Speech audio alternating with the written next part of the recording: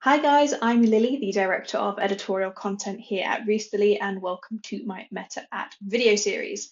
Today I'm going to be telling you all about how to measure the performance of your Meta Ad campaign.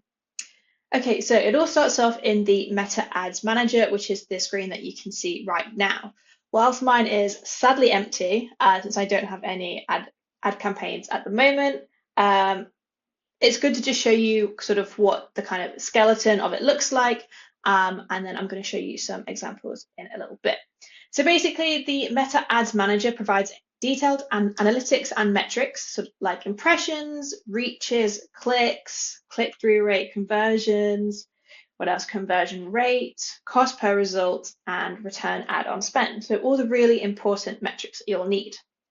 One thing to note though is that if you do your meta ads through Roosterly, we will provide an entire tracking sheet with all of that data on it to make things a little bit simpler for you.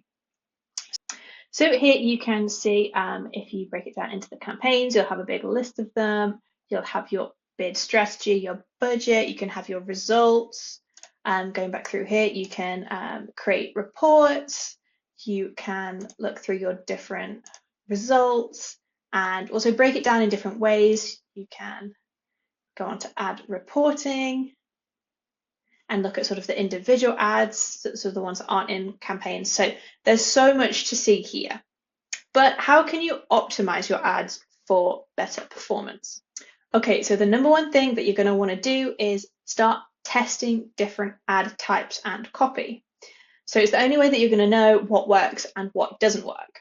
So after doing that, you're going to want to review all the performance data here within your Meta Ad Manager.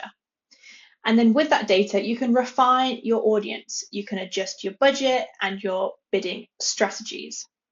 So again, all the data that you've got here, you can review all of that and just see what is working best for you.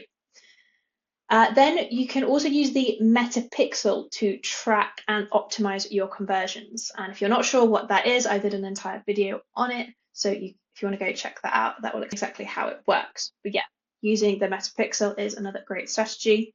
And finally, you can use Meta's automated rules and split testing features to help with your ad performance. So I hope you learn exactly how you can help your Meta ad campaign and how you can look at your results. If you have any more questions about Meta ads, please check out my other videos on the series, including the one about the Meta Pixel, and I'll see you over there. Thanks, guys.